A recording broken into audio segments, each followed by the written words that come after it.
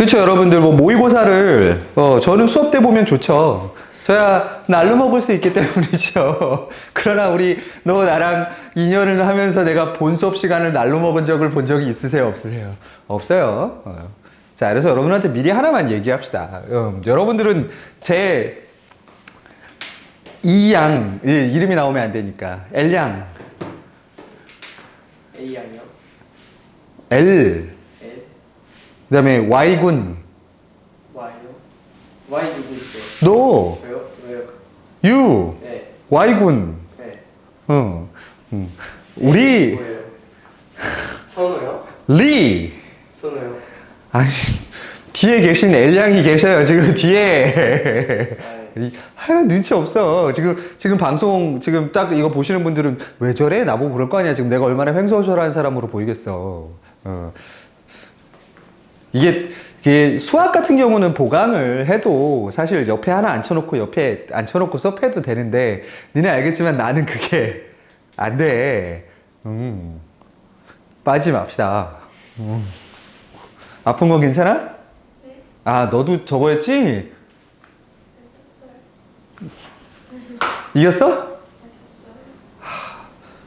다 비리비리해가지고. 이길 수 있었는데. 풋살은 뭐 여자들만 따로 하는 거야? 아니면 섞여 혼성이야? 여자들만? 가가지고 그럼 까? 발로 막? 마음에 안 들어. 솔직하게 그래? 네. 그럴 것 같은데?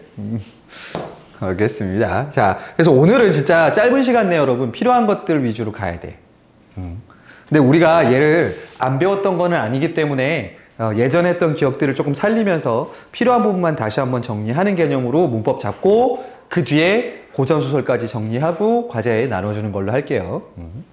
자, 일단은 우리가 앞쪽에서 문장의 뭐에 대해서 배웠어?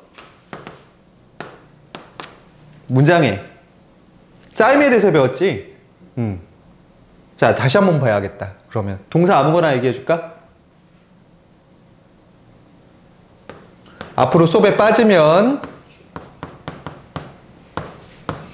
자, 이걸로 나눠보겠습니다. 자, 그럼 죽은 우리가 알다시피 뭐해? 어간이고요. 자, 마지막 끝에 있는 부분은 우리가 무슨 어미라고 배웠지? 어말어미. 종결어미라니. 그 다음에 얘를 어말어미 앞에 있으니까 선어말어미라고 배웠어. 자, 그럼 어말어미는 다시 몇 가지로 나눠져? 2가지, 3가지? 3가지. 자, 끝에가 다로 끝나느냐, 냐로 끝나느냐에 따라서 뭐가 달라지니? 평서형과 의문문이 달라지지. 자, 그런 어미를 무슨 어미라 그래? 그걸 종결어미라 그래.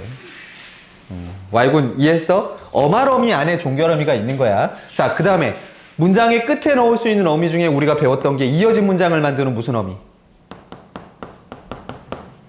예, 연결어미, 뭐뭐하고, 뭐뭐어서, 뭐뭐하면 같은 연결어미. 이어진 문장 만드는 거. 그 다음에 다른 문장 성문처럼 만들어주는 무슨 어미? 예, 전성어미가 있었습니다. 자, 그래서 요게 니네 중3에 배우게 되는 요소지.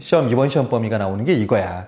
근데 문제는 야, 그러면 그냥 차라리 어말어미를 한 번에 배우면 좋지 않겠어? 어차피 이 어미 개념으로 수업을 하게 되면 자, 그건 여러분들이 아니고 몇 학년? 현재 중학교 1학년입니다. 현재 중학교 1학년은 중3 때 가서 얘 3개를 같이 배울 거예요. 근데 니네는 얘를 안 배우고 일단 올라가죠. 그러니까 오늘은 요 종결어미 하나 갈 거고요. 자, 그 다음에 선어말어미 기능에는 뭐가 있니? 예, 시간 표현이 있을 겁니다. 그 다음에 높이미 표현이 있을 거고요. 여기에 우리가 추가적으로 뭐를 더 공부해? 피동과 사동을 공부하겠죠. 거기에다가 부정 표현까지 들어가면 우리가 배워야 될 수능에서 필요한 국어 수업이 끝납니다. 뭐만 빼고? 중세국어만 빼고요. 근데 중세국어도 생각해봐. 만약에 중세국어의 높임법에 대해서 공부한다 했을 때 니네가 우리 현대국어의 높임법을 모르는 상태에서 중세국어의 높임법을 배우면 되겠니? 안 되겠니? 안 돼. 그래서 얘를 정리하고 들어가는 게 맞을 것 같아요. 그래서 우리가 오늘은 요 높임법과 요 종결어미가 가는 거, 그 다음에 이제 돌아오는 수업에서는 요 시제를 좀 보러 갈까 합니다. 최대한 여기까지도 볼 수 있으면 보고요, 있는 거. 여기까지 갈 수 있을까? 이번 주에? 아마 그걸 하고 나면 쉬는 시간 그럴걸? 어쨌든 그건 그때 가서 확인하기로 하죠. 자, 그럼 바로 들어가 보죠. 문법 요소. 자, 화자의 생각이나 느낌을 표현하기 위해 문장을 구성하도록 도와주는 문법 요소의 자, 첫 번째 무슨 어미? 종결 표현입니다. 여기다가 뭐라 적어놓으면 돼? 그러면 뭐에 대해서 공부하는 거야? 종결 어미가 뭔지를 가지고 구별하는 거지. 자, 근데 여러분 이거 하나 상식적으로 먼저 생각해보고 갑시다. 여러분들한테 제가 이렇게 얘기할게요. 오늘 선생님 좀 괜찮지 않니? 라고 뭐 한 거야? 질문한 거야? 자, 그러면 아직 연애를 안 해봐서 그런데 한번 선생님 여자친구라고 생각해봐. 불편해도 해봐. 그러면 나 오늘 이 옷 어때? 자, 이거 뭔 뜻이야? 물어보는 거야? 예쁘다고 해요. 그러니까 뭐야? 이 옷 어때라고 형식상으로는 뭐 하는 거야? 물어보는 거지. 근데 기능은 뭐야? 의미는 무슨 뜻이야? 사줘. 연애할 때, 그러니까 연애를 안 해봐서 이러는 거예요. 나중에 여러분 어른 돼가지고 어머님이 그럴 수도 있잖아.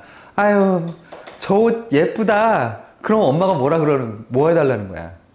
사달라고. 자, 그럼 봐봐, 여러분.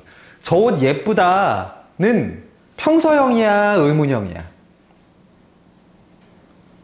평서형? 자, 근데 기능은 뭐야? 옷을 사달라고 뭐 하는 거야? 명령하는 거지. 자, 그럼 걔는 명령문이야, 평서문이야? 명령문. 너도 명령문. 자, 그게 잘못된 생각입니다. 우리가 종결 표현을 배우는 이유는 바로 뭐를 기준으로 배우는 거야? 종결 어미를 가지고 배워. 그래서 우리가 지금 밑에 나와 있는 평서문, 의문문, 명령문, 청유문 이런 것들을 나누는 기준은 뭐가 돼야 된다? 의미하고는 상관이 없어. 뭐하고 뭐에 따라 달라진다? 뭐에 따라 달라진다? 종결 어미가 뭐냐에 따라 달라지는 거지. 의미하고는 상관이 없다야. 자, 그럼 바로 들어가죠. 평서문. 자, 종결 어미 뭘로 끝나는 녀석들? 뭐뭐 다로 끝나는 녀석 평서문. 자, 평서문의 밑줄 어디다가 해야 돼? 자, 그냥 평서문은 정의가 이래요. 화자가 청자에게 특별히 요구하는 바가 없을 때 얘기예요. 예를 들어서 나 졸리다. 그럼 어쩌라고? 요구하는 바가 있는 거야, 없는 거야? 없는 거야. 그래서 정보를 단순하게 진술한다 했을 때 종결어미 다를 써서 끝내주면 평서문. 자, 그 다음에 의문문이 좀 여러 개 나오죠. 요거 배웠던 거 기억나? 딱 1년 전에?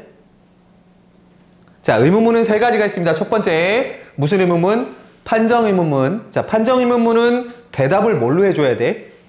yes나 no로 물어보는 의문문을 얘기해요.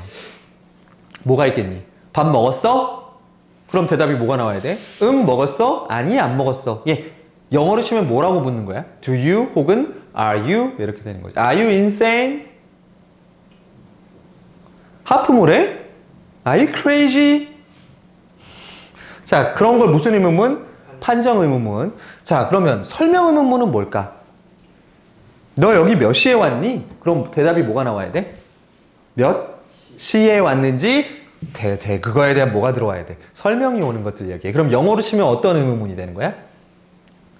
의문사로 물어보는 거. What, who, when, where 이걸로 물어보는 것들은 우리말에서도 무슨 의문문? 설명 의문문이라 그럽니다. 자, 3번째. 무슨 의문문? 수사 의문문. 제가 조금 빠를 거예요. 왜냐면 지금 마음이 급해요. 제가 해야 되는 거 안에서 또 여러분 좀 늦게 끝내주면 또 나한테 짜증낼 거잖아. 쉬는 시간 없이 지금 달려야 되는데. 자, 수사 의문문. 자, 수사법이 뭔지 기억나니? 수사법? 뭔가를 꾸며주는 걸 수사법이라 그래요. 그럼 수사 의문문은 의문문은 띄지만 얘는 다른 기능을 갖고 있는 녀석들을 이야기합니다. 의문문의 형태를 갖고 있는 녀석들이에요. 자, 형태는 의문문이지만 대답을 요구하지 않아. 즉, 묻는 거지만 묻는 게 아닌 것들 있지. 아까 얘기 그런 거 있잖아. 이 옷 어때? 이런 것들이 여기에 들어가. 그래서 화자의 서술. 자, 이 옷 어때? 라고 물어보면 뭐라고 얘기해야 돼? 이거 한번 생각해보자. 야, 니네가 딱 들어왔어. 근데 선생님 너무 덥지 않아요? 라고 수사 의문문을 했어. 그럼 그건 무슨 뜻이야? 내가 눈치가 없으면 뭐라고 대답해? 너무 덥지 않아요? 그러면 그래 덥다. 나는 뭘로 받아들인 거야, 그러면? yes로 대답했잖아. 그럼 무슨 의문문으로 받아들인 거야? 판정 의문문. 그런데 니네가 선생님 너무 덥지 않아요? 라고 물었을 때는 대답이 필요한 게 아니라 뭐 해달라는 거야? 에어컨 켜줘. 파워 냉방으로. 뭐 나한테 뭐 한 거야? 명령한 거예요. 그런 걸 수사 의문문이라고 얘기해요. 자, 근데 이거 어디서 들어본 것 같지 않아요? 이 수사 의문문 하니까? 질문이지만 질문이 아닌 것들. 정답. 서리법이에요. 문학에서 자 이렇게 9시에 와가지고 저랑 보강 수업하니까 즐겁지 아니한가? 대답할 거야 안 할 거야? 해야죠. 왜 해? 그건 질문이 아니라니까. 형태는 의문문이야. 여러분 봐봐.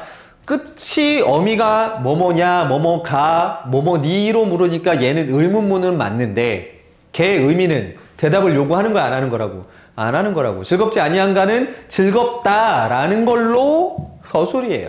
의미상. 자, 이런 걸 무슨 의문문? 수사 의문문. 자, 의문문 이따 뒤에 가서 몇 가지만 확인해 보고요.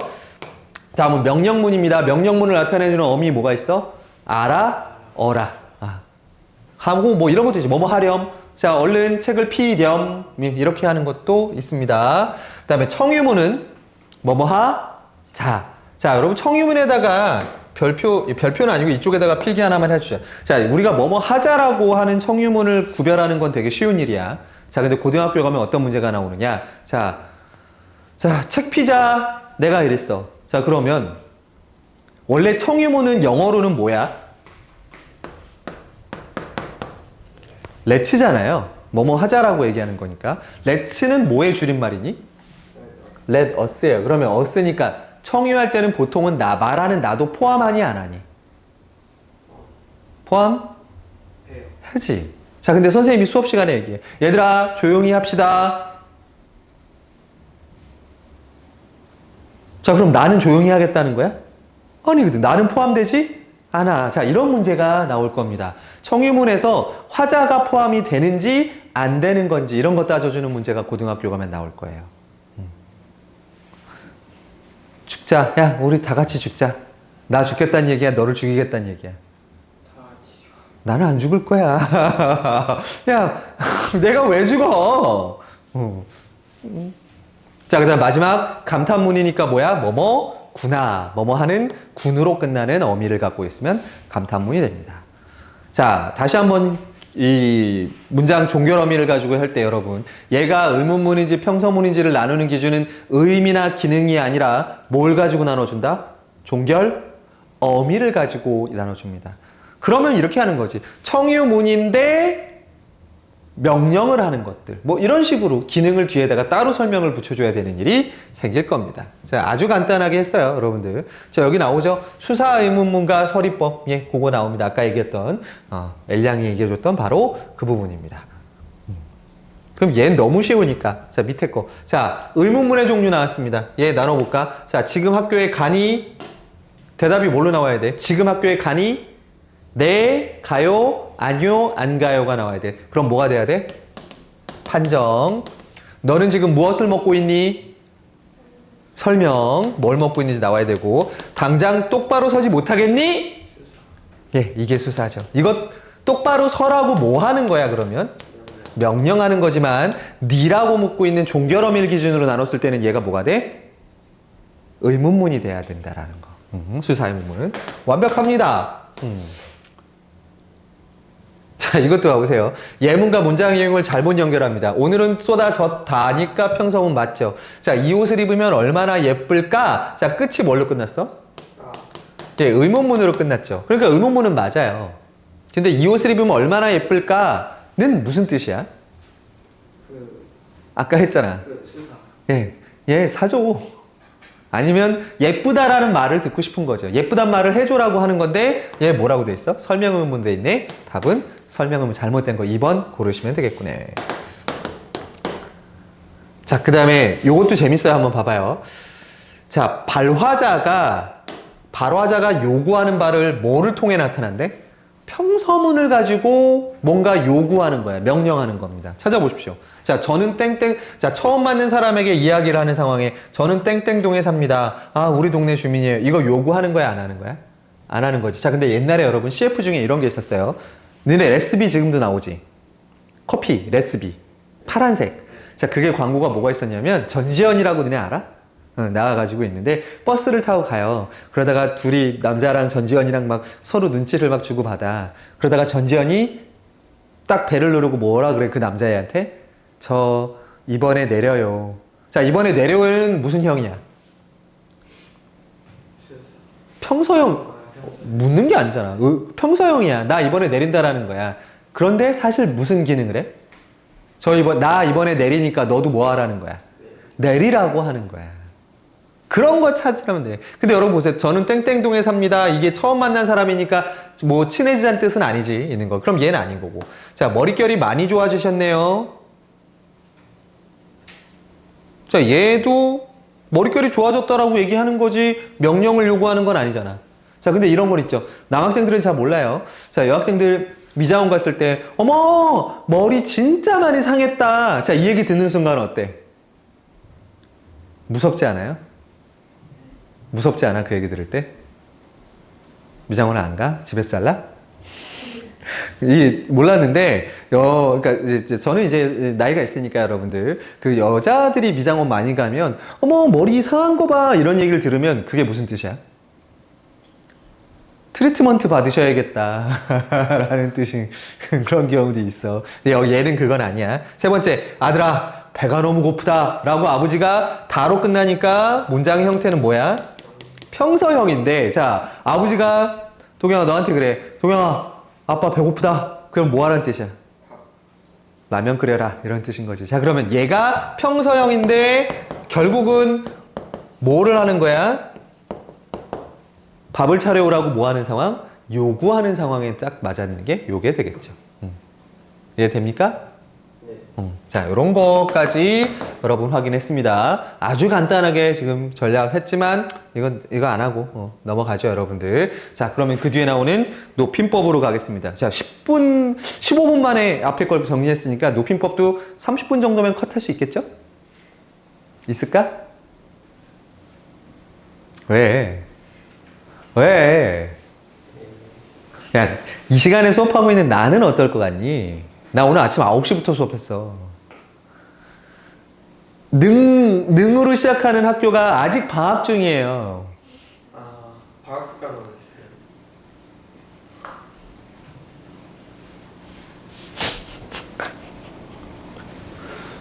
내일 계약이야, 걔네. 근데 내일 급식 안 준대. 왜요? 빨리 할까? 그러면 집에 빨리 보내준다는 뜻이지. 그러면 왜 내일 계약하냐?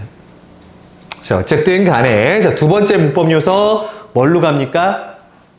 뭘로 가? 높임법으로 가보겠습니다. 자, 도경, 높임법 기억나니, 안 나니? 좀 나지? 모의고사에도 계속 되게 자주 나온 거 알지? 높임법.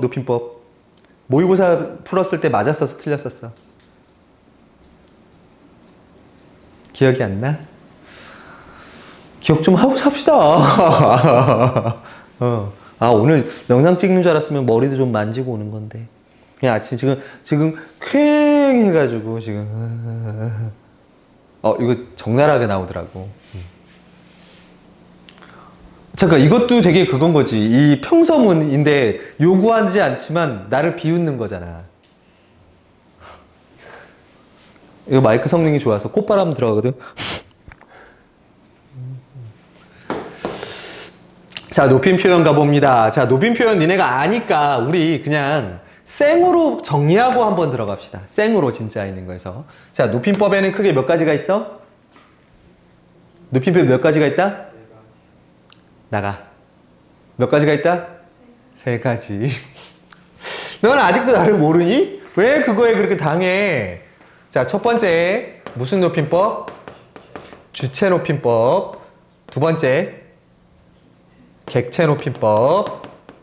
세 번째 상대 높임법이 있습니다. 자, 이게 무엇을 높여주느냐에 따라서 달라지는 거죠. 자, 첫 번째 주체 높임법은 문장에 뭐를 높여주는 방법이야? 예, 주어를 높여주는 방법입니다. 그럼 객체 높임법은?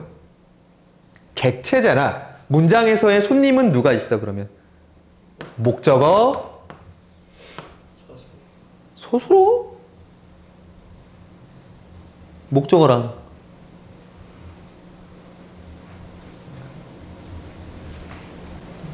부사어. 왜 부사어가 되냐? 누구에게 주는 거야? 누구에게 드리는 거야? 다르지? 자, 내가 가혜에게 주는 거야? 드리는 거야? 드려야죠. 가혜님 왜 그래요? 진짜. 잘못했어요. 드려야 되는 거. 자, 그게 객체로피법이야. 이런 거. 자, 상대로피법은 말을 듣는 상대니까 우린 걔를 뭐라 부르겠다? 청자겠죠. 자, 대화하는 상황이면 청자를 높여주는 거고, 글을 읽는 상황에서는 그럼 누굴 높여주는 거야? 읽는 독자를 높여주는 방법일 수도 있죠. 자, 모든 담화 상황에서 이루어질 수 있는 거니까. 자, 그러면 주체 높이법은 주어를 높여주는 거니까 어떤 방법을 사용합니까? 주격조사를 뭘로 바꿔줍니까? 이하고 가를. 엄마가야, 엄마께서야. 엄마께서죠.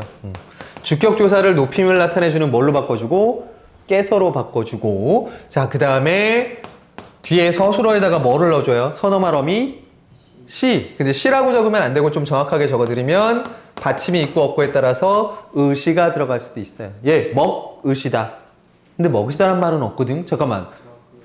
야, 먹으시다라는 말이 있어? 그럼 먹으시다라는 말 안 쓰고 뭘 써? 드시다라는 말을 쓰죠. 자, 그런 애들을 뭐라 그러냐면 특수어휘라고 합니다.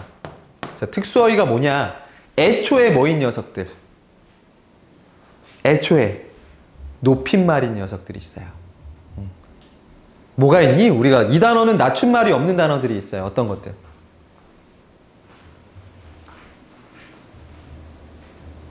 묻다의 높임말이 뭐야?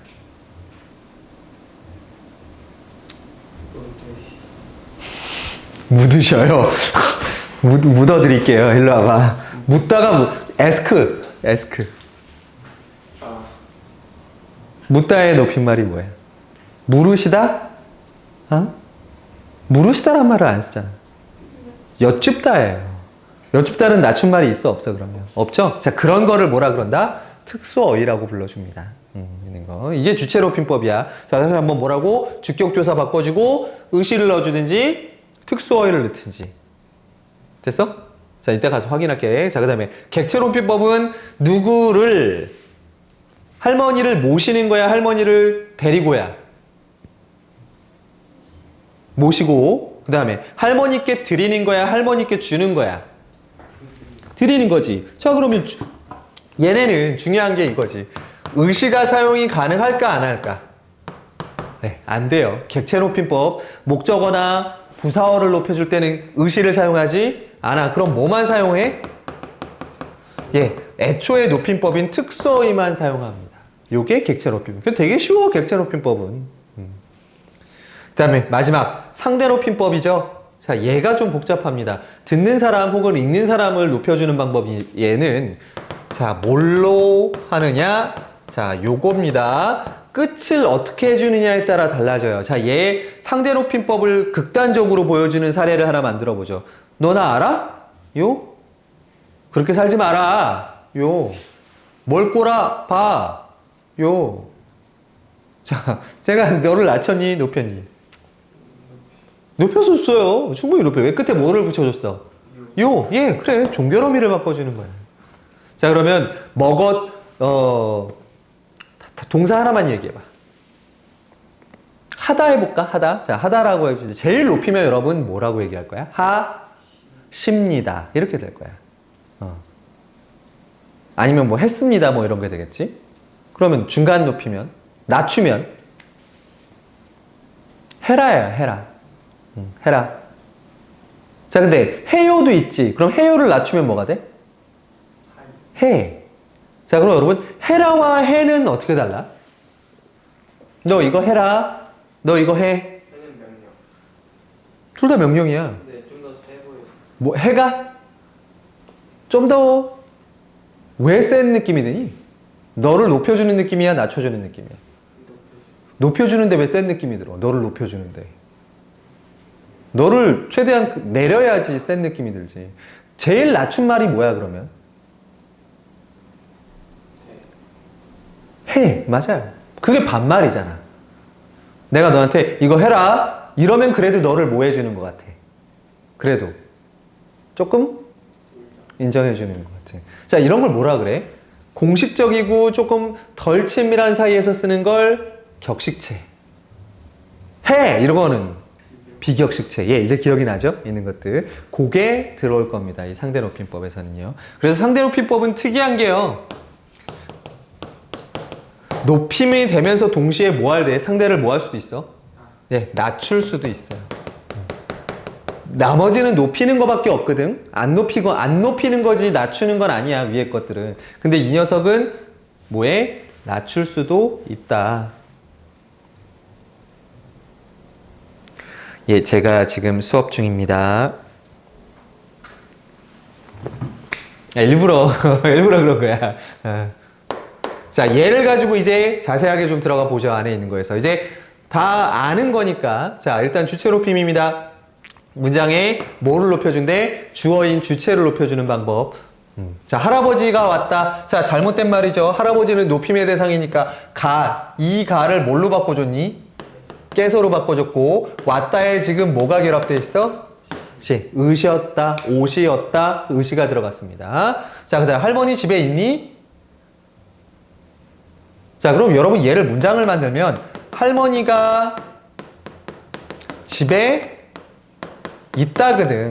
평서문으로 바꿔보면 이래요. 그러면 할머니 가니까 할머니 뭐고 깨소로 바꿔주고, 집에 있으시다야 계시다야? 할머니니까 뭐라고 해주는 게 맞아? 계시다라고 뭐를 사용해줬어? 특수 어휘를 사용해줬어요. 자, 그 다음에 집이란 단어도 뭘로 바뀌었는지 봐봐. 대기예요. 자, 이런 걸 아까 뭐라 그런다고? 애초에 존댓말로만 높임법으로 높임말로 쓰는 특수 어휘. 자, 이런 특수 어휘에 뭐가 있니 또? 어디 뒤에 있을 거야. 여기 있죠, 여러분. 높임의 특수 어휘. 자, 계시다는 낮춤말이 있어 없어? 없어. 주무시다도 없어. 잡수시다 없어. 드시다. 자, 그 다음에 진지는 뭐의 높임말이야? 밥. 연세는? 나이. 연세 말고 또 뭐로 쓰기도 해? 예, 춘추. 오, 어떻게 알았어? 높임말 모를 것 같은데. 그래서 자, 요게 돼 있습니다. 자, 근데 여러분 밑으로 내려오십시오. 이렇게 높임법이 주체 높임이 끝나면 너무 어때? 너무 심심하죠. 자, 그래서 내가 준비한 건 아니고, 자, 높임법에 두 가지 유형이 있습니다. 주체 높임에. 자, 위에는 직접 높임, 밑에는 간접 높임입니다. 자, 우리가 생각하는 주체 높임법은 그냥 대놓고 뭐 해주는 거야? 상대를, 주어를. 높여주는 건 직접 높임이에요. 그런데 이런 경우 있죠. 자, 선생님, 얼굴이 별로예요, 별로세요? 자, 그럼 선생님을 높이는 거야? 선생님의 얼굴을 높여야 되는 거야? 선생님의 얼굴. 자, 선생님은 대놓고 높이고 싶어. 그지? 그런 게 맞는 것 같아. 근데 선생님의 얼굴은 대놓고 높이기엔 좀 어때? 좀 그렇지. 자, 그럴 때 사용하는 높임법이 무슨 높임법? 간접 높임. 자, 선생님은 성격이 좋다, 좋으시다. 왜? 걔도 직접 높임이 아니지. 그러면 선생님의 뭐를 높여주는 거야? 성격을 높여주는 간접 높임이라고 불러요. 자, 근데 간접 높임에서는 여러분 뭐만 사용 가능하다? 예, 의시만 사용하면 가능합니다. 특수어휘 사용하다 못한다? 못한다. 자, 그럼 이거 그냥 외우시면 돼요, 여러분들. 이 간접 높임 때문에 항상 나오는 것 중에 하나가 누구의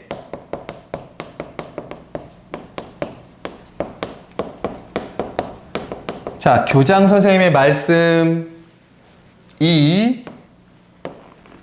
자, 뭐가 들어가야 되겠니?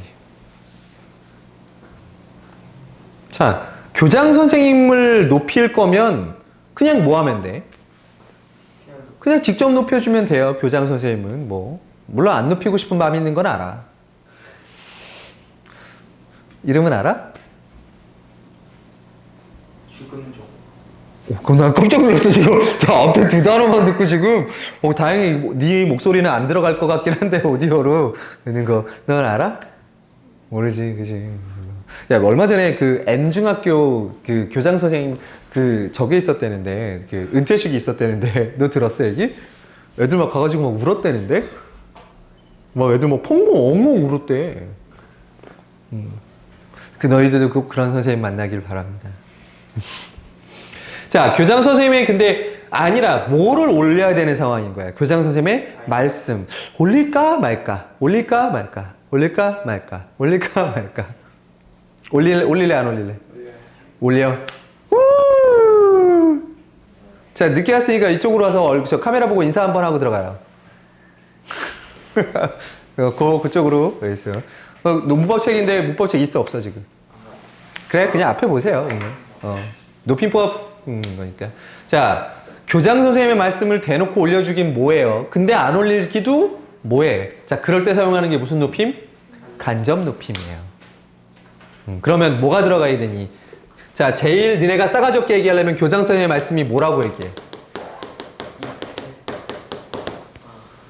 교장님의 말씀이 있겠다. 아, 말씀도 아니라 뭐라 그래야 돼, 그러면? 말이 있겠다. 이러는 거지. 근데 일단 있겠습니다로 가겠습니다. 여러분 뒤에 가서 배우겠지만 습니다라고 붙여주는 건 주체 높임법이 아니라 듣는 사람을 높여주는 무슨 높임법? 예, 상대 높임법이에요. 일단 습니다로 가겠습니다. 자, 그런데 있겠습니다 하면 높임의 표현이 있어 없어 지금? 야, 특수어휘도 없고 의시도 없어요. 그러니까 얘는 낮춤말이야. 그래서 안 돼. 자, 그러면 계시겠습니다. 될까 안 될까? 안 돼. 자, 늦게 왔지만 J군 맞지? 가끔 헷갈려. J군 계시겠습니다는 의시로 만든 게 아니라 뭐라 그래 우리가? 특수 어휘라고 하는 녀석입니다. 작년에 우리 했던 거야. 그래서 지금 아마 바로 가도 돼. 자, 근데 간접 높임은 특수어휘 사용한다 안 한다? 안 한다. 자, 그럼 뭐만 사용해? it 의시겠습니다만 가능합니다. it 의시겠습니다. 자, 요게 하나 나왔고요, 여러분. 주체 높임법 할 게 조금 더 많아요. 자, 그러면 최근에 여러분들 워낙 갑질이 심한 우리나라 사회에 살고 있잖아. 저도 요새 힘들어요, 여러분들이 갑질하는 것들. 그만 좀 해. 어제 한 학생이, 제가 누구라고 말을 안 하겠어요. 한 학생이 수업 시간을 5시에 했다가 7시로 옮겼다가 자기 기분 풀어줄 때 9시로 옮기면 어떻겠냐고. 그러면 막 계속 옮기는 학생이 있었는데 누구라고 내가 말은 안 하겠는데, 누구라고 말을 안 하겠는데, 갑질이 아주 상상을 초월해. 문자에서 갑질이 막 느껴지는 거 있지, 막 이렇게 말하면서. 자, 요새 고객님 주문하신 커피 뭐라고 해야 될까? 나왔습니다. 나오셨습니다. 나왔습니다. 여러분 커피까지 올려줄 거야? 우리가 그렇게 인격적으로 지금 무너지는 건 아니잖아. 네. 그런 거 지나치게 올림을 표현하는 거는 좋지 않다. 그게 주체 높임법에 살아오는 거고요. 자, 여기에 남학생들은 반드시 알아둬야 될 게 하나 있어요. 왜 남학생들은 알아둬야 될까? 군대 가요? 언제 가요? 곧 가네요. 저도 캠프 한번 가보려고요, 심심하면. 이렇게. 그래서. 자, 여러분, 혹시 압존법이라고 들어봤어요? 뭐야, 압존법이?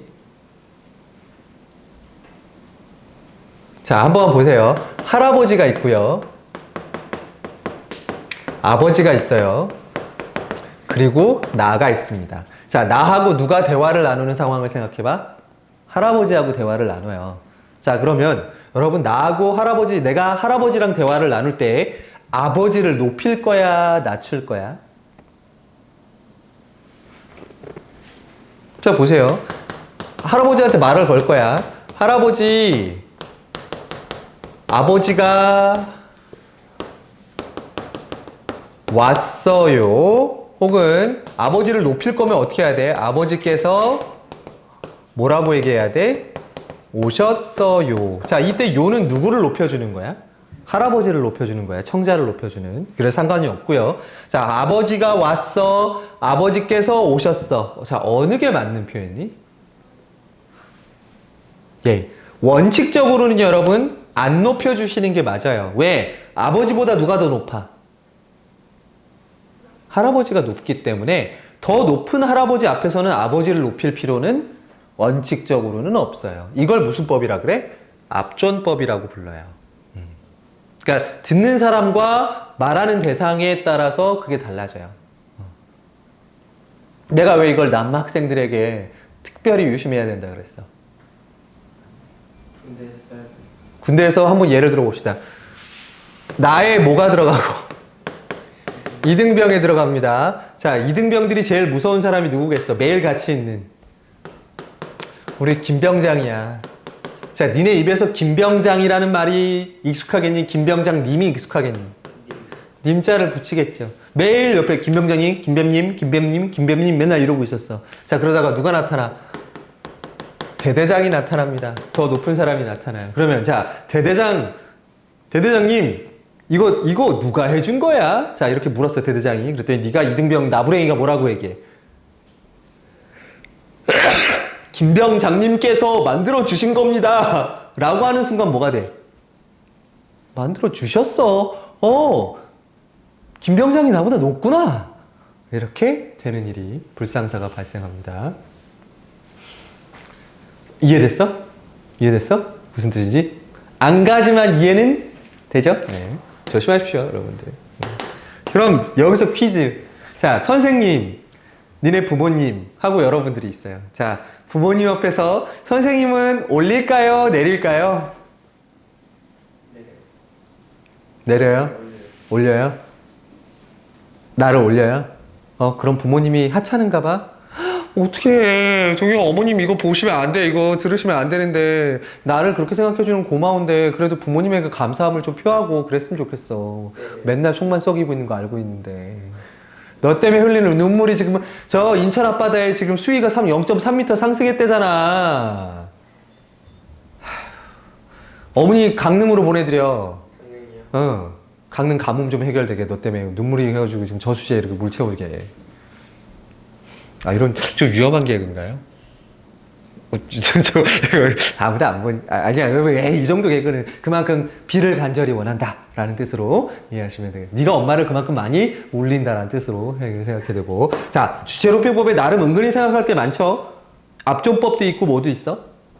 직접높임, 간접높임가 또 있다. 자, 주체높임은 그렇게 해서 마무리를 짓죠. 자, 그럼 이것만 좀 해볼까? 자, 4번. 1번서부터 4번. 자, 나이가 많은 할머니가 홍시를 잘 잡수신다. 대신 나이가 만 의신. 간접 높임이에요. 할머니 가가 아니라 깨서로 바꾸셔야죠. 그럼 나머지 맞고요. 어머니가 몹시 피곤했는지 거실에서 잔다. 어머니 깨서 피곤하셨는지 거실에서 주무신다가 돼야죠. 그 다음에 아버지께서 너 데리고 식당으로 오랬어. 자, 아버지께서 자, 서술어가 뭐니? 아버지의 서술어가. 아버지께서 오는 거야? 아버지께서 오라고 하신 거야?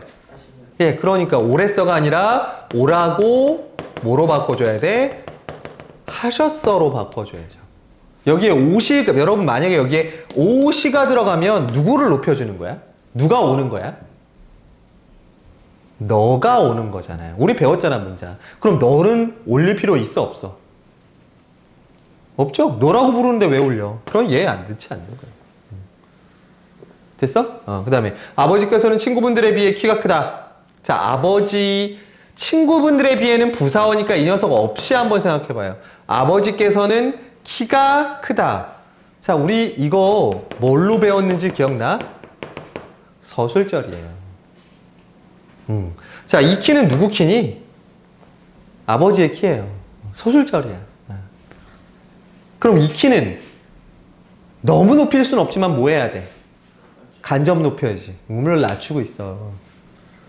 그럼 뭘로 해야 돼? 크다가 아니라 의시를 넣어서 시다만 가능하다. 이렇게 가야 됩니다. 자, 이제 두 번째 높임법으로 가죠. 이번엔 무슨 높임법? 상대 높임법입니다. 자, 상대 높임법은 뭘로 완성된다? 자, 아주 간단하게 보죠. 뭘로 완성된다?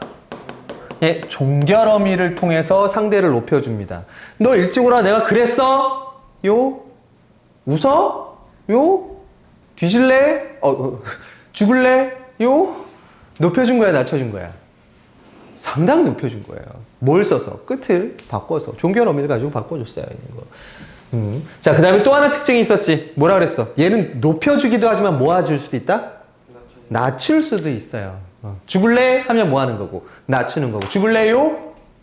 올려주는 거고요. 자, 그래서 선생님께서 사준시밥을 먹고 잘 먹었습니다. 여러분, 이런 상황이 주어지는 이유는 뭘 정확하게 하기 위해서야? 얘가 무슨 높임법이야?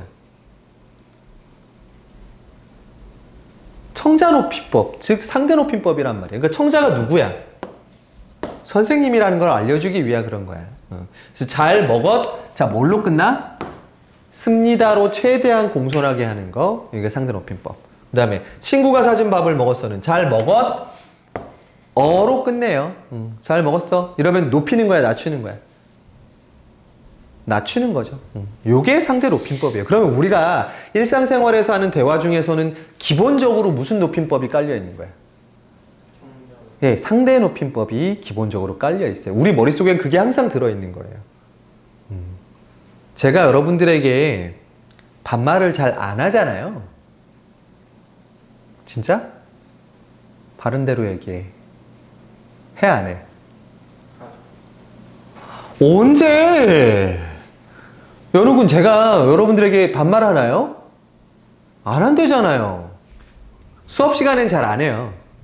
실제 이건 진짜잖아. 수업 시간엔 잘 안 해요. 근데 언제는 해요? 클리닉을 온다거나 아니면 길에 가다가 나를 만나면 제가 조금 더 어떻게 해요? 편하게 대하죠. 자, 그걸 이유가 있습니다. 밑으로 내려오세요. 이 상대 높임법에는 두 종류가 있습니다.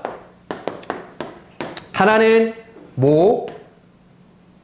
무슨 체? 격식체가 있고 하나는 비격식체가 있죠. 자, 격식체는 언제 써주는 거야?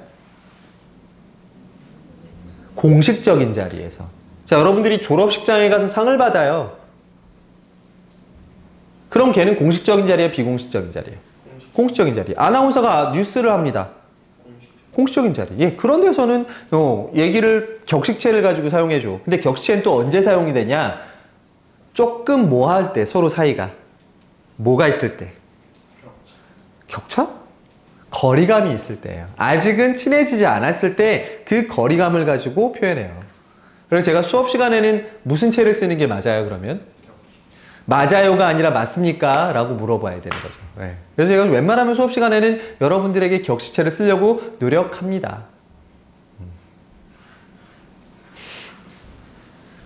자, 그럼 비격식체는 언제 쓰는 거야? 비공식적인 자리에서. 근데 여러분 살면서 비공식적인 자리가 많이 있을까요? 별로 없어요. 비공식 자리. 여러분 비공식적인 자리 뭐 소개팅? 해봤어? 근데 어떻게 알아? 자, 그리고 비격식체는 어떤 사이끼리 좀 더 뭘 느끼는 사이에서? 친밀감을 느끼는 사이에 썼습니다. 그래서 사실 그래요. 제가 여러분들 그런 경우 있잖아. 학원 수업을 갔는데 첫날부터 선생님이 자, 지금부터 수업을 시작한다. 뭘 봐? 자, 이렇게 물었어. 그러면 그 선생님은 어떤 선생님일 거라는 느낌이 들어? 좀 어떤 느낌? 빡빡? 조금 어때? 좀 뭐랄까 좀 건방지고 약간 좀 껄렁대는 선생님 느낌일 것 같잖아요. 그건 그 사람이 뭘 사용했기 때문이에요. 비격식체. 자, 근데 반대로 이런 것도 있죠, 여러분들. 배운 지 이제 저랑 이렇게 2년을 지났는데 도경군, 제가 아직도 도경군 요새 학교 생활에 힘든 건 없어요? 없습니까? 아, 그렇습니다. 여러분들도 앞으로 행복하길 바랍니다. 제가 계속 이런 식으로 얘기하면 기분이 어떻겠습니까? 아, 저 인간은 아직 우리하고 왜 이렇게 거리감이 느껴지지? 이런 느낌을 하겠죠. 그래서 가끔 제가 여러분들한테 쌍욕, 아니에요. 도경아 좀 웃어줘. 자, 그래서 여러분 딴 거 필요 없습니다. 여러분 상대 높이법은 뭐 하시면 돼요? 이 표를 외우시면 돼요. 자, 근데 이 표는 만약에 이거 여러분 수능에 나온다. 그럼 얘가 외울 필요가 있어, 없어, 얘를? 수능에서는 이 표가 나올 거예요. 수능에서는 얘 개념에 대해서 묻고, 자, 근데 내신 시험에서는 외우셔야 돼요. 자, 그럼 간단하게만 볼게요, 여러분. 여기다 뭐라 적어 놓냐면, 하십시오체 제일 높여주는 거야. 여기다가는 뭐라고 적어 놓으세요? 아주 높임이에요. 자, 그 다음에 하오체는 예사 높임이에요. 뭐 보통 높임이란 뜻이에요. 자, 그럼 여기를 기준으로 이 아래로 하계체로 내려오면은 예사 낮춤. 오케이. 그럼 헤라체는 아주 뭐 하는 거야? 낮춤이에요. 자, 이 녀석들은 어쨌든 격식체입니다. 자, 그럼 비격식체는 기본을 이걸로 생각하면 돼요. 해체예요. 해체가 뭐래? 우리가 그냥 일상생활에서 쓰는 반말이에요. 자, 내가 여러분들에게 집에 가라고 명령을 할 거예요. 자, 그러면 공식적인 자리에서 제일 낮춘 말로 하면 뭐야? 해라니까. 집에 가, 라. 자, 근데 제가 비격식체로 여러분들 집에 가라 그러면 뭐라고 얘기해? 집에 가. 예, 이렇게 끝나는 거예요. 자, 반말이 있고, 그럼 해요체는 그 반말인 해체에다가 뭐만 붙여주는 거야? 요만 붙여주시면 해요체가 됩니다. 자, 그럼 얘는 두루 높임이 되고요. 그럼 해체는 두루 뭐 해주는 거야? 낮춤이 돼요. 이런 개념으로 쓰시면 됩니다. 이거 다 외우셔야 돼요. 근데 여러분 잘 보시면 하오체하고 하계체. 자, 여러분들 지금부터 수고하오. 제가 이런 경우 있겠습니까? 수고하게, 뭐 이거는 뭐 조금 요즘 애들 쓸 수 있긴 하지만 어쨌든 뭐뭐하게, 뭐뭐하오 이런 말 잘 써, 안 써? 요새는 안 써요. 근데 왜 이렇게 자세하게 나눠져 있는 거야? 이건 우리 문화를 반영한 겁니다. 예를 들어 여러분들이 양반이야. 그지? 생각해봐, 뭐 이런 상황을. 양반인데 평민들, 집에 있는 평민들 중에서 우리 집에서 일하는 일꾼 중에 나이가 좀 많으신 분이 있어. 자, 그러면 양반 체면에 그 사람을 하십시오체로 올릴 수는 있어, 없어? 없어. 그렇다고 나이 드신 분을 뭐 하기도 좀 그래. 낮추기도 좀 뭐해. 그럴 때 쓰는 체가 무슨 체야? 하오체. 아, 그만 좀 쉬면서 하시오. 이렇게 얘기할 수 있는 거지. 자, 근데 니네보다 나이가 어려. 그런데 되게 존경스럽고 착하고 잘해주고 싶은 사람이야. 그러면 야, 열심히 해라. 이거보다는 뭐가 좀 더 있어 보여. 열심히 하시게 이렇게 얘기해 주는 거죠. 좀 더 뭐해, 그 사람을 높여주는 느낌이 들어요. 자, 근데 이런 것들이 내가 쟤보다 조금 더 높다, 쟤보단 내가 조금 더 높다, 쟤가 조금 더 높다. 요즘 사회에서는 그런 것들이 잘 나눠져, 안 나눠져? 안 나눠지잖아. 근데 저게 발달했다라는 건 저걸 나누던 시대가 있었다라는 거지. 그게 언제야? 그렇지. 조선시대 때 위계질서가 있었을 때, 신분제도가 있었을 때는 얘가 의미가 있었어. 근데 지금은 개나 소나 그냥 다 해체 아니야? 너네 요새 그 S중학교, Y중학교는 잘 모르겠는데 S중학교 요새 교실에서 애들이 선생님한테 웃으면서 덤빈다며? S중 저요? 응. 그리고 아까 2학년이 얘기해주고 갔어. 요새는 웃으면서 선생님이랑 싸운다는데? 해보세요. 아, 싫다고요. 이런다는데. 니네 반은 그런 애들 없어? 있어요. 고마. 있잖아. 야, 니네 학교에 있어? 아, 정말 왜 그러냐. 제이군도 나한테 하고 싶죠. 그러세요. 잘 웃잖아. 그지? 잘 웃는 거 보면 저게 진심인지 아니면 나를 비웃는 건지 비아냥거리는 건지 모르겠어. 아니야. 안 했어. 자, 그래서 여러분 요런 게 있습니다. 이거 뭐 지금 외우라고 해봤자 여러분들 외우겠어요? 시험 문제 나중에 풀 때 확인하시면 되고. 자, 마지막 높임법. 무슨 높임법? 객체 높임법입니다. 객체는 손님이니까 아까 얘기한 대로 뭐를 높여준다? 목적어. 그리고 뭐를 높여줘? 부사어를 높여주는 방법입니다. 자, 근데 중요한 건 선어머럼이 의시가 사용된다, 안 된다?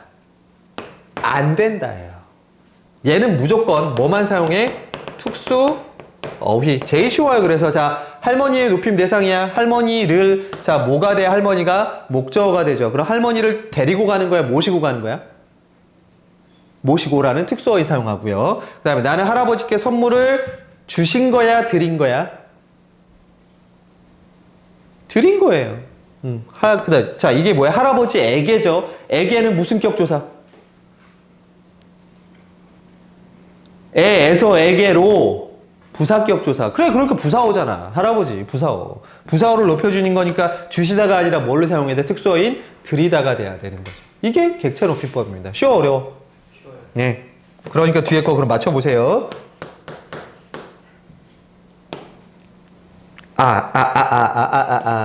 그 전에. 예. 요거 보세요. 할아버지께서는 할머니를 모시고 집에 오셨습니다. 자, 우리가 보통 일상생활에서 쓰는 높임법이에요. 자, 일단은 아버지께서는이 주어져. 그럼 아버지께서는의 서술어는 뭐야? 아버지께서는 오신 거예요. 자, 아버지께서 모신 게 아니라 아버지께서 오신 거예요. 자, 여기에 그럼 뭐가 사용됐어? 오 더하기 뭐가 사용됐어? 시라는 주체 높임법이 사용됐죠. 일단 주체 높임법 하나. 자, 그 다음에 뒤에 습니다로 끝났어. 종결 어미로 끝나는 거 무슨 높임법? 종결 어미로 하는 거. 삭대 높임법. 종결 어미로. 이거는 듣는 사람을 뭐 해주는 거야? 높여주는 거야.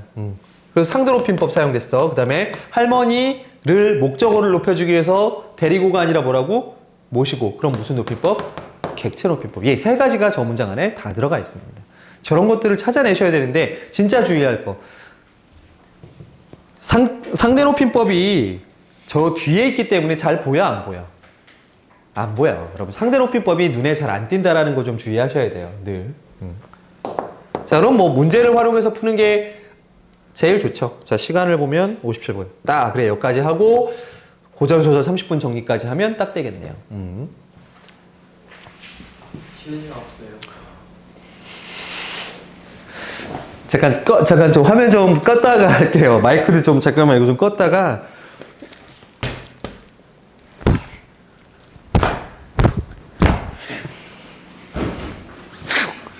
맞는 소리 퍽퍽 들어갔겠지? 있는 거에서. 등짝 가면 아마 시뻘겋게 아마 이렇게 돼 있을 거야, 있는 거에. 자, 쉬는 시간 안 줄 테니까 풀어보세요.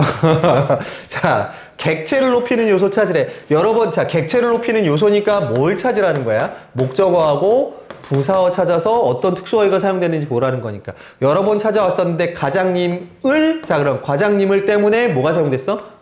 보다, 뵈다. 예, 그러니까 뵙기라는 특수어휘가 사용된 거죠. 됐지? 그 다음에 나는 선생님께 꽃을 선물로 드렸다. 선생님에게니까 주다가 아니라 뭐가 사용됐어? 드리다라는 게 사용됐죠. 특수어휘로. 그 다음에 선생님 진로 문제에 대해 자 선생님 여기 부사어가 안 보이지만 생략되어 있죠. 누구에게 물어보는 거야? 선생님한테 물어보는 거잖아요. 선생님에게 물어보는 거니까 선생님에게라는 부사어를 높이기 위해서 물어보는 게 아니라 뭘로 바뀌어 있어? 여쭤볼로 바뀌어 있는 거죠. 그 다음에 아버지께서는 할아버지를 데리고가 아니라 모시고. 예, 객체 높임법 이렇게 적용되겠습니다. 자, 이거 어떻게 바꾸니? 아빠 친구들과 선생님을 보러 갈게. 자, 선생님 을이죠. 목적어입니다. 객체 높임법 사용하세요. 그러면 보다가 아니라 뭐가 돼야 돼? 예, 뵈러. 선생님 그건 부모님께 물어본대. 자, 부모님께니까 물어보는 게 아니라 뭘로 바꿔줘야 돼? 여쭈어 본 뒤. 자, 그 다음에 말하는 건 주어가 누구야?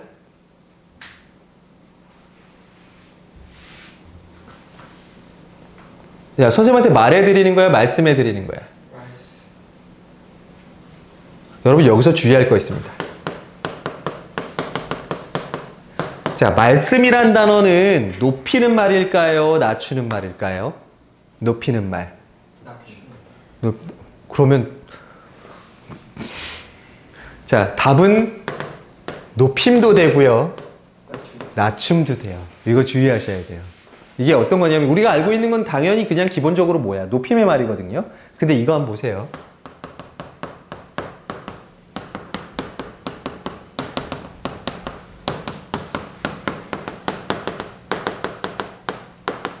제가 한 말씀 드리겠습니다. 자, 그러면 이 말씀은 누구의 말이야? 나의 말이지. 근데 나를 지금 뭐 해놨어? 저라고. 높인 거야, 낮춘 거야? 낮춘 거지. 그러니까 이건 낮춤법이야. 이때는 여러분 낮춘 말이야, 이거는. 대부분 상황에서는 말씀이 높임말로 쓰이겠지만 이 경우에서는 뭘로 쓰인다? 낮춤말로도 쓰인다. 이거 기억해 두세요. 네. 좀 어렵죠? 이런 거 보면. 아하. 자, 이렇게 여러분 이 높임법 빠른 시간 내에 정리 한번 해봤습니다. 아까 높임법 시작할 때가 25분쯤이었거든? 아니다. 15분쯤이었냐? 23분. 지금 시간이 한 10시 1분. 얼마 만에 정리된 거야, 그러면? 40분 조금? 너무 빠르게 한 것 같아? 정리됐어? 정리됐어? 늦게 와가지고 조금 앞에 거 아리까리 하지. 앞에는 영상 있으니까 좀 보든가 아니면 남든가 오네.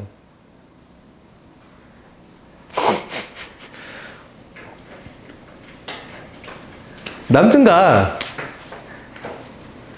어때, 남는 거? 저도 오늘 점심 먹고 못 먹었어요.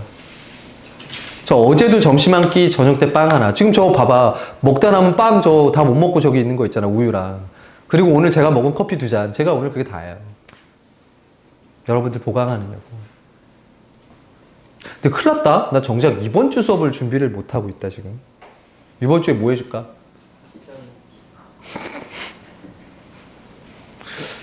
괜찮네. 마피아. 마피아? 마피아 게임을 하자고? 왜 왕게임을 하자래지? 3번, 6번 뽀뽀해. 아, 걸렸다! 이런 거에 아주 그냥 어디서 못된 것만 배워가지고 그 플로어볼 팀에서 그런 거 가르쳐 준 거야? 풋살 팀에서 그런 거 가르쳐 준 거야? 1번, 6번. 아, 너네한테 이런 얘기 하면 안 되지. 저는 몰라요, 그런 거. 자, 이제 남은 시간은 우리 고전소설 쪽으로 조금 넘어가 보겠습니다. 있으세요? 고전소설? 고전소설도 없으세요? 무슨 깡이니, 대체? 네, 이거예요. 예, 첫날 받으신 거.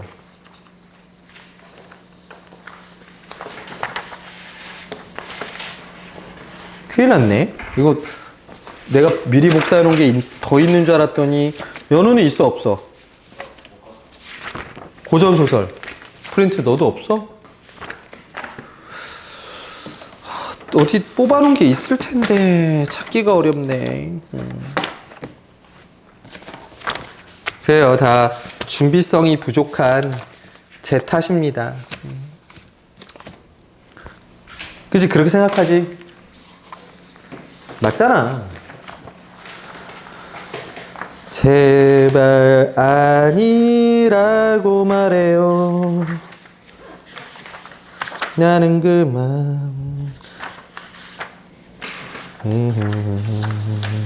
잠깐만 기다려주세요. 그러면 여러분들 요거 하나만 복사해 올게.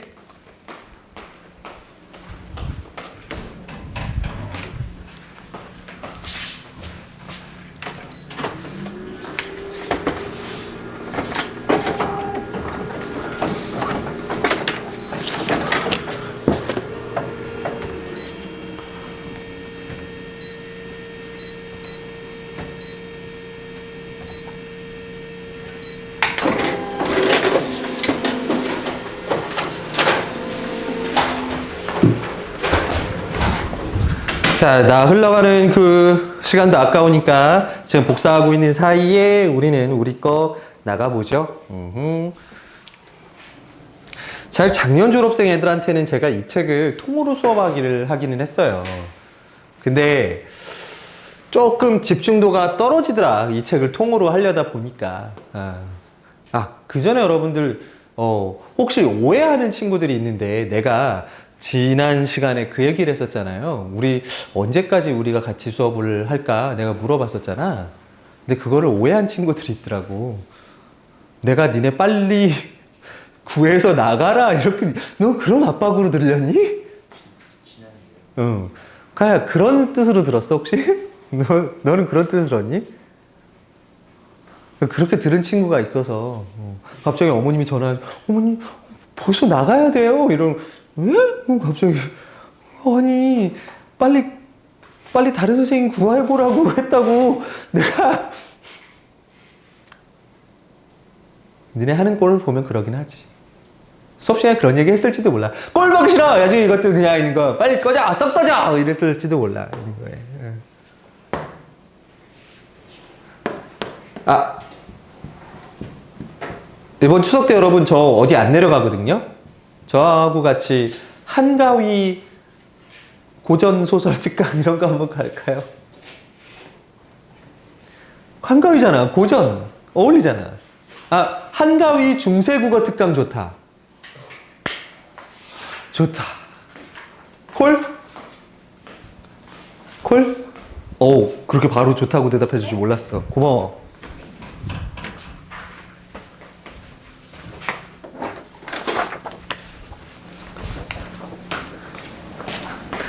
네? 라고 묻는 거 중에 내가 지금 2년 동안 봤던 것 중에 제일 큰 목소리였어. 아니, 뒤집어. 아예 통으로. 한 장 넘겨.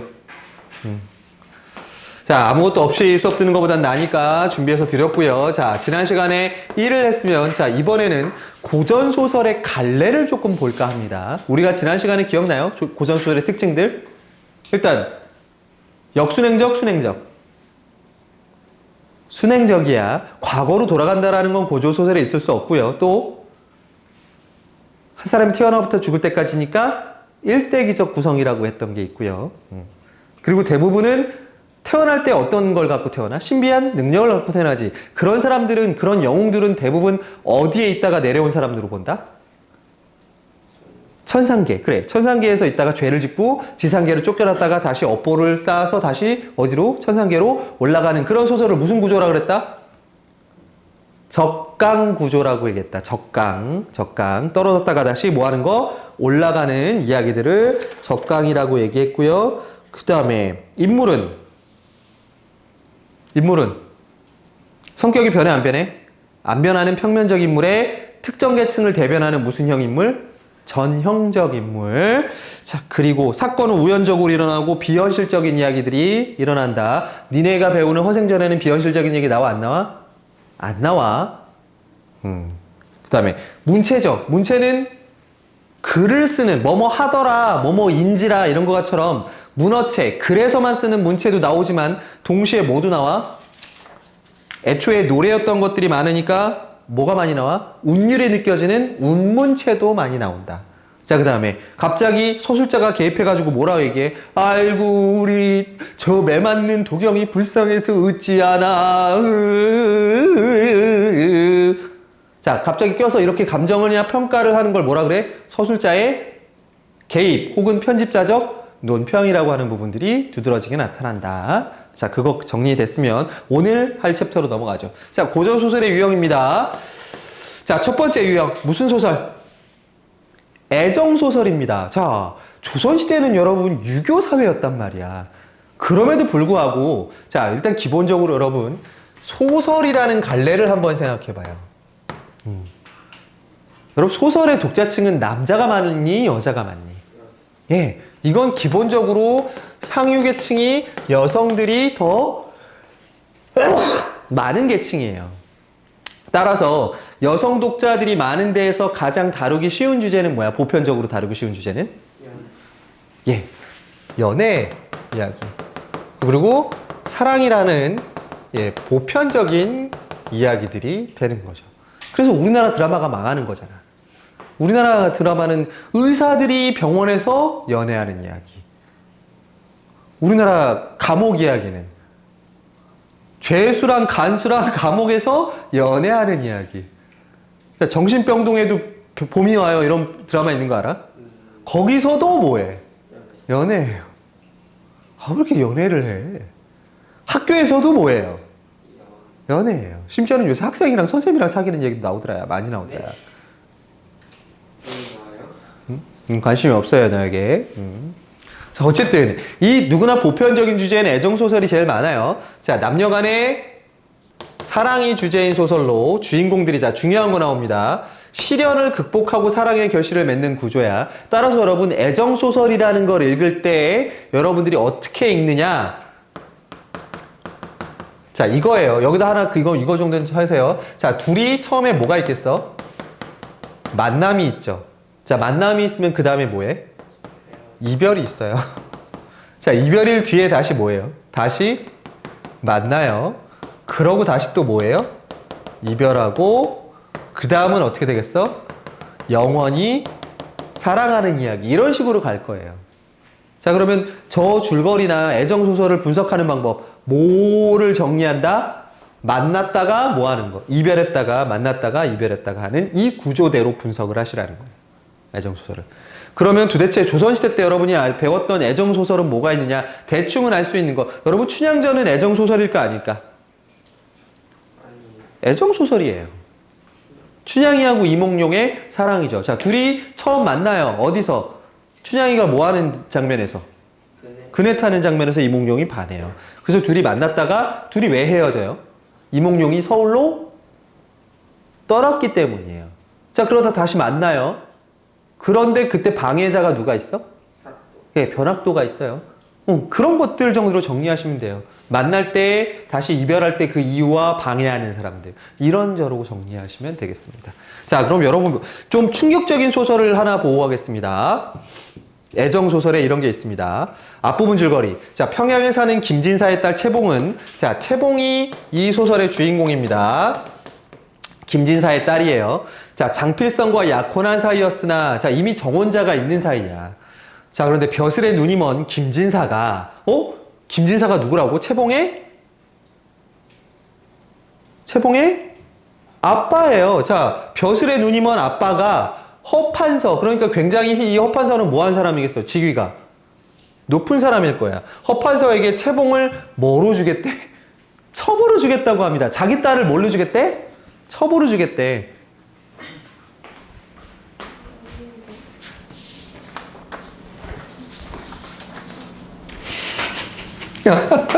진짜 나만 비추지 말고 니네 쪽을 비추는 카메라가 있으면 좋겠어. 우리 영상 찍는 사람 고용할까? 해가지고 학생들의 흔들리는 눈빛 이런 거 같은 거, 그리고 막 이런 거 있잖아. 내가 물어봤어. 내가 그것도 몰라? 그러면 이제 연우가 뭐라고 얘기하는 거야. 이런 거 클로즈업으로 이런 거 잡힐 거 아니야 이거에. 자, 자기 딸을 첩으로 주겠다라고 합니다. 자, 아가, 너는 재상의 첩이 좋으냐? 여염집, 보통집의 부인이 좋으냐? 아비어미가 있는데 부끄러울 게 뭐냐? 네 생각을 말해보아라. 자, 채봉이 예사 여염집 처녀 같았으면 부모의 말이라 뭐라고 대꾸하지 않았을 터지만, 자, 조선시대 때 여성들은 부모가 시키는 일에 대해서 어떻게 해야 돼? 대꾸해야 안 해? 하면 안 돼. 순종적인 모습이 조선시대 여성의 모습인데, 원래 학식도 있었을 뿐 아니라 장필성과의 일을 잠시도 잊지 않고 있는지라. 둘이 그럼 만난 적이 있고 결혼을 뭐 한 사이니까, 약속한 사이니까. 자, 게다가 부모가 하는 얘기를 다 들은 터라 조금 더 서슴지 않고 얼굴을 바로 하고 대답한다. 차라리 달개 입이 될지언정 소의 뒤되기는 바라는 바가 아닙니다. 자, 해석해 보세요. 달개 입이 된다라는 건 어쨌든 뭐가 되겠다라는 거야.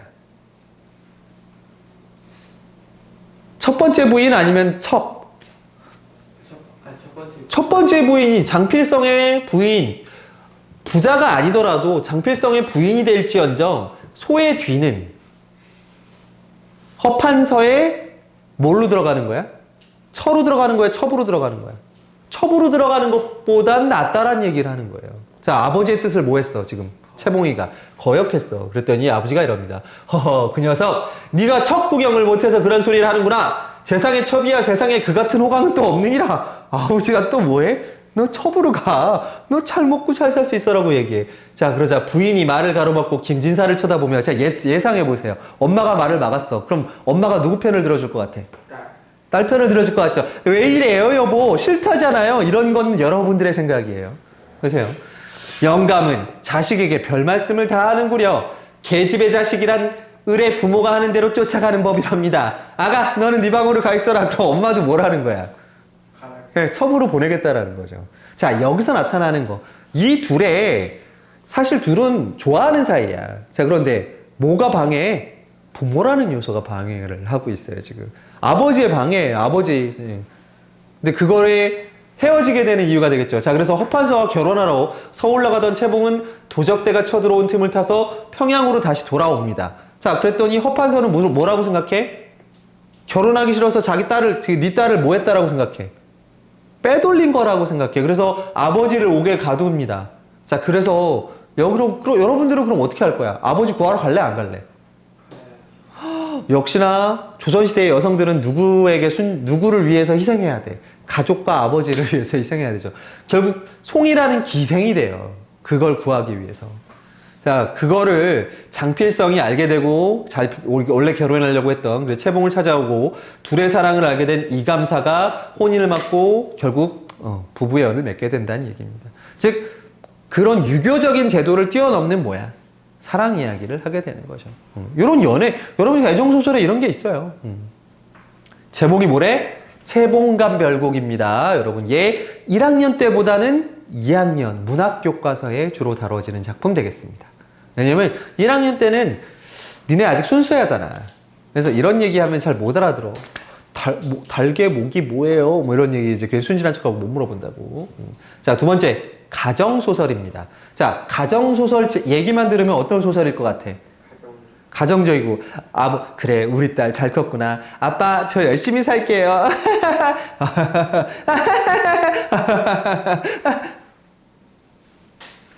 이런 느낌일 것 같지만요, 여러분. 사실 옆에다 적으시면 돼요.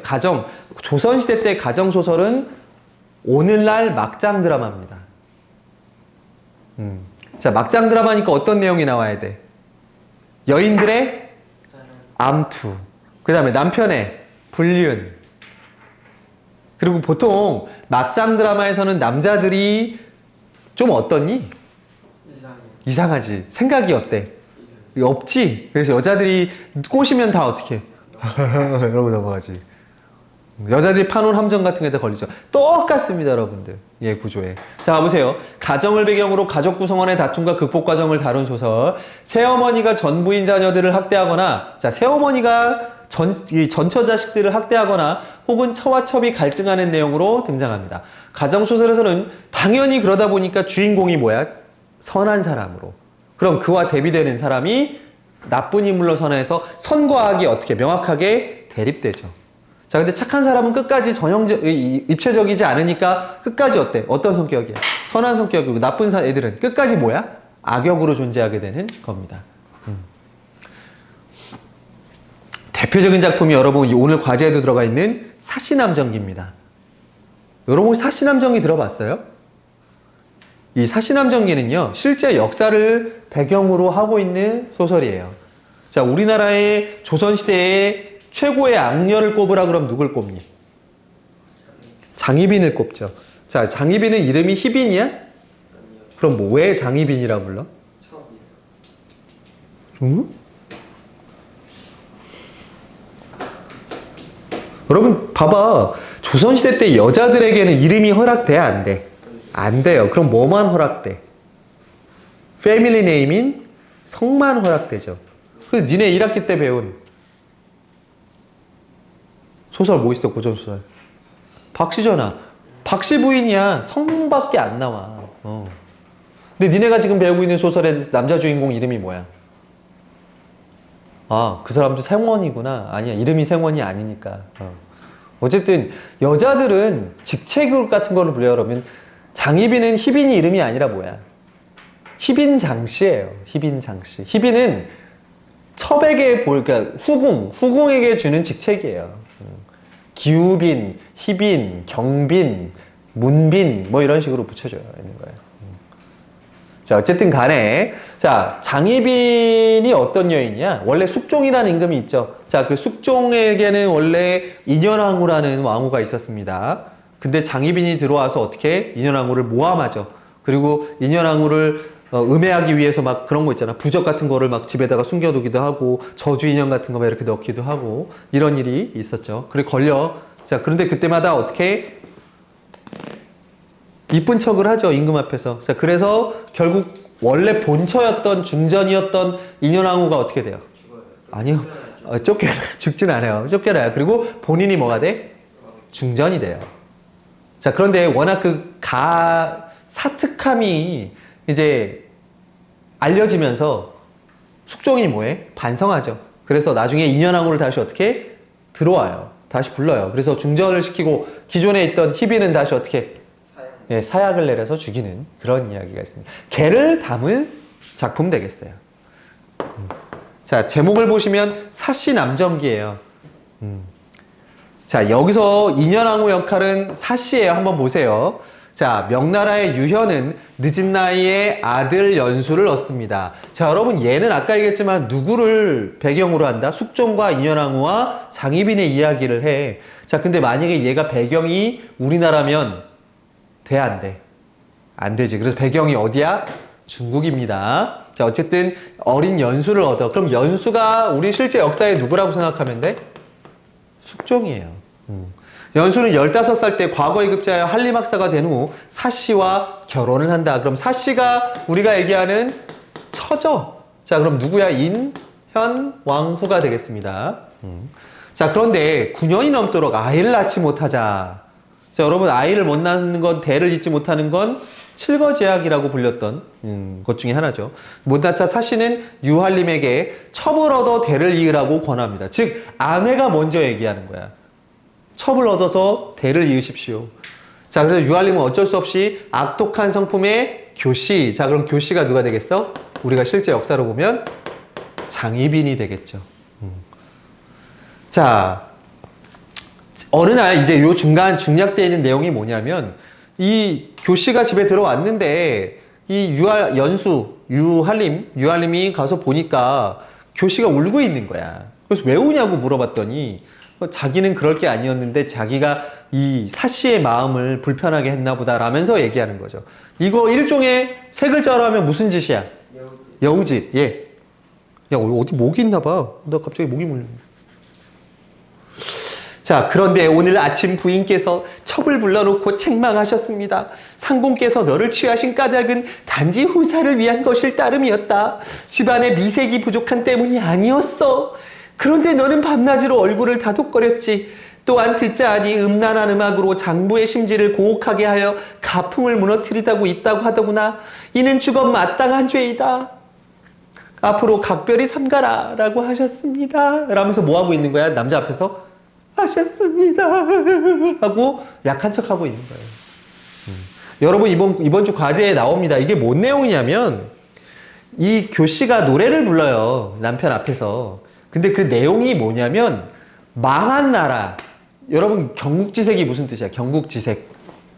나라를 망하게 할 만큼의 아름다움이란 뜻이야. 양귀비 같은 애들 얘기하는 거지. 자, 양귀비가 불렀던 노래를 얘가 불러. 그래서 불러다가 얘기해. 노래 잘 부르고 너무 좋아. 그런데 선곡이 잘못됐다고 얘기해. 그건 그럴 때 사용했던 노래야. 그러면 그 노래를 부른다라는 건 남편이 뭐가 될 수 있다라는 거야? 실패할 수 있을 수 있는 느낌을 줄 수 있으니 다음번에는 뭐 해라? 다른 곡으로 불러보는 게 어떻겠는가? 라는 걸 가지고 지금 이렇게 얘기를 바꿔놓은 거야. 자, 이러다 보니까 어떻게 되겠어? 남자도 결국은 뭐해? 이거에 넘어가요. 그래서 자기 부인을, 자, 그리고 더 웃긴 건 교씨는 동청이라는 누가 있어? 내연남이 있었어요. 조선시대 작품 맞아요? 내연남과 계략을 써서 사씨를 내쫓고, 그 다음에 이 유한림의 일을 그 임금에게 고해가지고 결국 유한림도 유배를 시켜요. 그럼 나머지 집재산 다 누구 거야? 교씨랑 동청 거지. 이후 자신이 잘못을 뉘우친 유한림이 다시 돌아와서 교씨를 처형하고 동청도 처형하고 사씨를 다시 부인으로 만든다라는 이야기로 끝이 납니다. 실제 역사로 다시 돌아가는 이야기죠.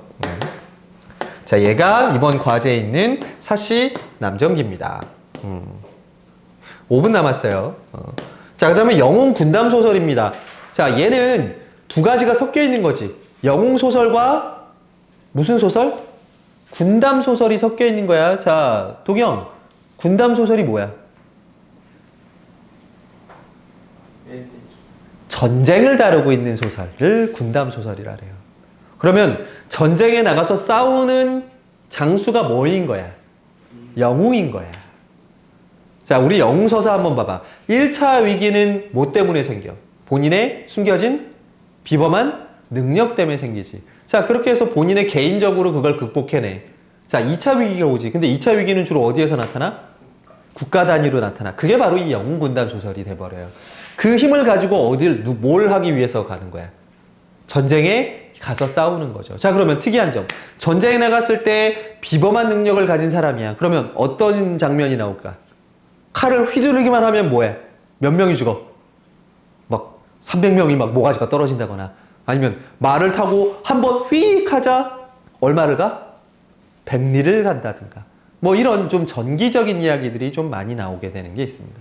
그런데 영웅군단 소설이 특히 많이 창작되는 시기가 있어요. 언제? 니네 다 배웠잖아. 겪은 뒤 전쟁. 뭐를 겪은지. 병자호란과 임진왜란을 겪은 뒤에 특히 많이 나옵니다. 왜? 전쟁에서 이겼어, 졌어? 예, 졌잖아. 실제 역사에서 진 것을 이런 영웅군단 소설을 통해서 뭐 하고 싶은 거야? 복수하고 자존심도 회복하면서 보상받고 싶은 심리로 이런 소설들이 엄청나게 많이 나옵니다. 뭐 얘는 많이 봤으니까 제가 굳이 설명하지 않고 자, 풍자소설 나오죠. 자, 요게 예송중학교 이번에 나오는 거죠. 뭐야? 니네 이번 시험 범위. 풍자소설. 허생전. 그럼 왜 이렇게 정신 놓고 있어? 자, 풍자소설 하면 대표적인 사람이 누구야? 니네도 배웠잖아, 2학년 때. 박지원입니다. 자, 박지원은 조선의 뭐를 풍자하는 사람이야? 양반 계층의 허위성을 풍자하는 사람이야. 그래서 그거 내가 니네 2학년 때 박지원 소설 할 때도 주의하라고 했던 점이 뭐니? 박지원은 신분제도에 대해 불만이 있니 없니? 저러면 안 된다고 얘기했지. 박지원은 신분이 뭐야? 양반이야. 그리고 한글 소설을 써, 한문 소설을 써. 한문 소설을 써요. 그러면 박지원의 비판 대상, 박지원의 소설을 읽어야 되는 비판 대상이 평민이란 얘기야, 양반이란 얘기야. 한문으로 썼잖아. 그럼 독자층이 누구란 얘기야? 양반인 거야. 야, 양반이 양반을 비판하는데 어떻게 신분제도에 대한 이야기가 돼버리겠어, 그게. 될 수가 없어, 기본적으로. 대신, 뭐 하는 거야? 맨날 뭐 하는 양반들, 뜬구름 잡는 얘기만 하는 양반들을 비판하는 거야. 그리고 경제적으로 능력이 없는 양반들을 비판하는 거고요. 여러분, 얘만, 잠깐, 이 뒤에 뭐가 있냐? 환몽소설, 전기소설. 안 해도 될 것 같다고? 자, 이 호질까지만 보겠습니다. 이거 호질은 어차피 또 니네 시험에 나올 수도 있는 거니까. 자, 호질이 뭐야? 호자가 무슨 호자? 호랑이 호자, 질은? 질책이에요. 호랑이의 질책이란 뜻입니다. 자, 북곽 선생은 학식 있고 고매한 인품의 유학자야. 자, 양반이에요. 어차피 여기서도 주인공이. 자, 그리고 동리자는 연려로 받들어지는 미모의 과부입니다. 과부니까 남편이 뭐 한 거야? 죽은 거죠. 자, 근데 연려가 뭐예요? 연려? 아니에요. 열렬히 사모한다 그래서 연려 아니야. 연려는요, 남편이 죽은 뒤에도 재혼하지 않고 정조를 지키며 살아가는 여성을 연려라 그래요. 그래서 남편이 죽었는데도 평생 수절하면서 사는 여자들 동네 앞에는 뭘 세워줘? 연려문. 그래, 비석이나 이런 거 세워준단 말이야. 그게 유교적이잖아. 자, 근데 문제는 이겁니다. 하지만 동리자는 성씨가 다른 5 아들을 두고 있었답니다. 무슨 뜻이야? 만나는 거. 예. 평생 수절하며 살았는데 애들이 다 아빠가 다른 거야. 이거 뭐야? 위선이에요, 위선. 자, 그러다 북각 선생과 동리자가 밤에 미래를 즐기고 있었습니다. 자, 근데 그걸 누가 알게 돼? 5 아들이 옆에 보고 있다가 둘이 꽁냥꽁냥 하는 소리를 듣고서 이 얘기를 하죠. 야, 우리 어머니는 조선에서 제일 가는 연려야. 그런데 이 밤중에 어머님이 저 남자하고 만나서 저러고 이러쿵저러쿵 꽁짝꽁짝 하고 있는 건 말이 안 돼. 필시 여우가 사람으로 둔갑해서 우리 어머니를 꼬드긴 것이 분명해. 그래가지고 그 여우를 잡자고 갑자기 방으로 뭐예요? 뛰어 들어옵니다. 자, 그러자 허둥지둥 양반이 어떻게 돼? 도망을 가겠죠. 자, 도망치다가 어디에 빠져요? 호랑이 잡으려고 만들어 놓은 덫에 빠집니다. 자, 마침 그걸 지나가던 누가 발견해? 호랑이가 발견합니다.